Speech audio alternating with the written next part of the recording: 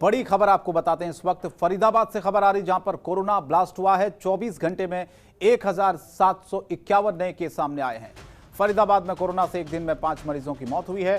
स्वास्थ्य विभाग के मुताबिक जिले में अब तक 513 मौतें दर्ज की गई हैं। तो पिछले 24 घंटे में आप देखिए आंकड़े किस तरह से बढ़ते जा रहे हैं। 5 मरीजों की मौत की खबर है फरीदाबाद में। और साथ ही साथ आपको ये भी बताएं कि स्वास्थ्य विभाग के जो आंकड़े सामने आए हैं उसमें अब तक 513 लोगों की मौत फरीदाबाद में कोरोना के कारण हुई है।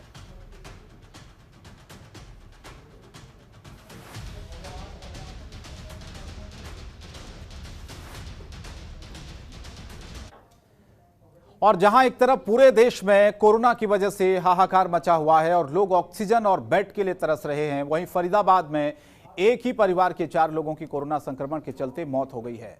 दरअसल फरीदाबाद के एनआईटी के फ्रंटियर कॉलोनी में दिल दहला देने वाली एक घटना सामने आई है, जिसमें कोरोना के चलते 10 दिन के अंदर एक ही परिवार के 4 लोगों की मौत हुई है। कॉलोनी वालों का एक निजी अस्पताल पर लापरवाही बरतने का आरोप है। इनका यह कहना है कि अस्पताल प्रबंधन ने 5 लाख का बिल बनाया था और 2.5 लाख रुपए कॉलोनी के लोगों ने जमा भी कर दिए। इसके बावजूद अस्पताल की तरफ से उनको लगातार टॉर्चर किया जा रहा था।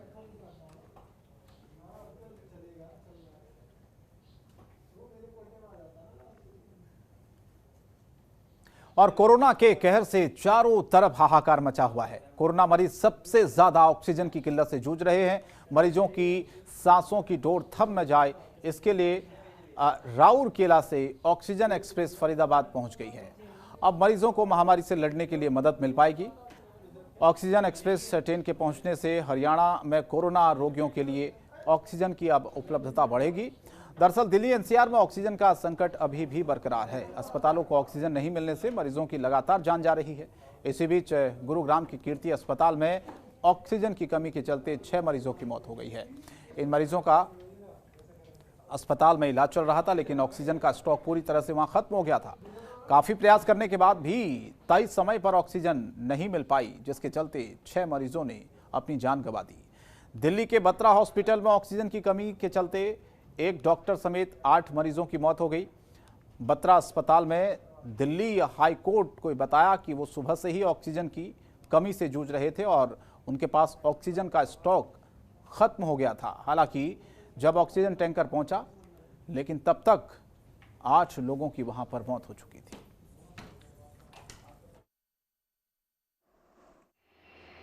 बेसिकली 2 रेक आए हैं, 3 टैंकर जो हैं राउरकेला से आए हैं और 2 टैंकर जो हैं अंगुल से आए हैं। जो राउरकेला वाले 3 टैंकर हैं उसमें 60.11 टन ऑक्सीजन हमने ट्रांसपोर्ट की है और जो अंगुल से आए हैं उसमें हमने 47.11 टन ऑक्सीजन ट्रांसपोर्ट।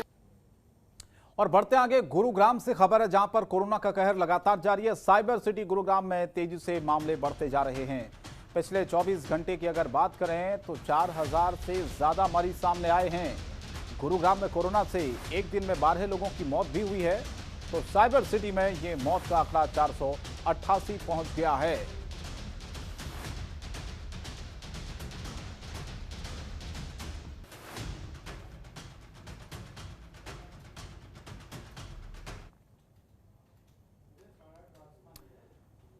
तो गुरुग्राम में कोरोना का कहर इतना बढ़ गया कि लगातार मौतों का आंकड़ा भी दिन प्रतिदिन बढ़ता जा रहा है। हालात इतने बिगड़ चुके हैं कि उनको संभाल पाना अब नामुमकिन सा लग रहा है। हरियाणा सरकार ने इसी के चलते अब फैसला लेते हुए गुरुग्राम में 3 मई तक लॉकडाउन लगा दिया है।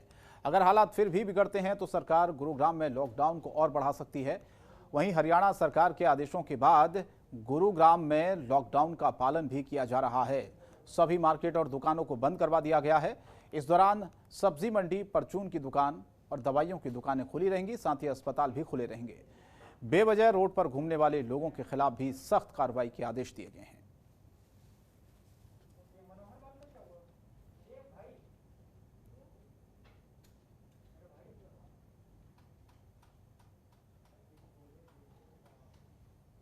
उत्तर प्रदेश पंचायत चुनाव की मतगणना कल यानी कि रविवार को होगी। सुप्रीम कोर्ट ने कुछ शर्तों के साथ मतगणना कराने का आदेश दिया है।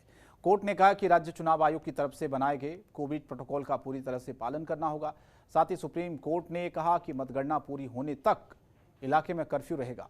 वहीं पंचायत चुनाव मतगणना को लेकर पुलिस कमिश्नर आलोक सिंह ने मतगणना स्थल का निरीक्षण किया। इसी दौरान ज्वाइंट सीपी लव कुमार समेत सीडीओ और डीसीपी मौजूद थे। साथ ही संबंधित अधिकारियों को शांतिपूर्वक मतगणना कराने के आदेश दिए गए हैं। मतगणना के दौरान वहां प्रत्याशी एजेंट मौजूद रहेगा। तो इस तरह से पूरी व्यवस्था प्रशासन की तरफ से की गई है कि कोरोना गाइडलाइंस का पूरी तरह से पालन किया जाए और उसी तरह इन व्यवस्थाओं को आगे बढ़ाया जाए।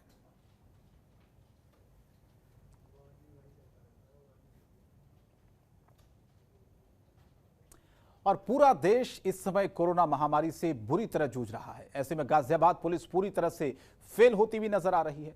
लोग लॉकडाउन होने के बावजूद भी ऑक्सीजन सिलेंडर के लिए गाजियाबाद के साउथ साइड एरिया में ऑक्सीजन की कंपनी में भीड़ लगाए हुए थे।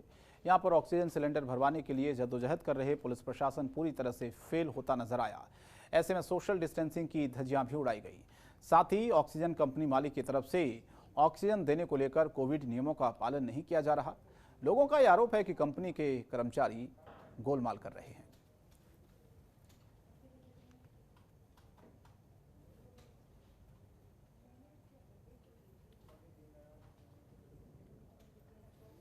और लोनी से बीजेपी के विधायक नंदकिशोर गुर्जर ने प्रशासन पर ऑक्सीजन की कालाबाजारी करने के आरोप लगाए हैं। विधायक नंदकिशोर गुर्जर ने एसएसपी को पत्र लिखकर कहा है कि जो सैकड़ों लोग ऑक्सीजन के अभाव में मरे हैं, उनकी हत्या का मुकदमा लिखा जाए। साथ ही उन्होंने ये भी कहा कि एडीएम सिटी शैलेंद्र सिंह पर भी हत्या का मुकदमा दर्ज होना चाहिए। नंदकिशोर गुर्जर ने एसएसपी को पत्र लिखकर एफआईआर दर्ज करने की बात कही है। विधायक का आरोप है कि दिल्ली और हरियाणा को गाजियाबाद के अधिकारी ब्लैक में ऑक्सीजन दे रहे हैं, जबकि गाजियाबाद में पर्याप्त मात्रा में ऑक्सीजन है। गाजियाबाद के लोग ऑक्सीजन के अभाव में दम तोड़ रहे हैं। ये कहना है कि गाजियाबाद में पर्याप्त ऑक्सीजन है। गाजियाबाद के एक व्यक्ति को, एक अस्पताल को कोई दिक्कत नहीं है। लोनी में हमने कहा था मात्र हमें प्रतिदिन अगर 30 सिलेंडर मिल जाए, मात्र 30, और ये वहां जो भेज रहे हैं 3 गाड़ी लगातार, तो इसमें ढोलिए पड़गंज में, करावल नगर में अलग, दुर्गापुरी में अलग। मैंने वीडियो और ऑडियो भी आपको दिए हैं। उसमें वो दावा कर रहे हैं कि जितनी भी गैस चाहिए। अभी वो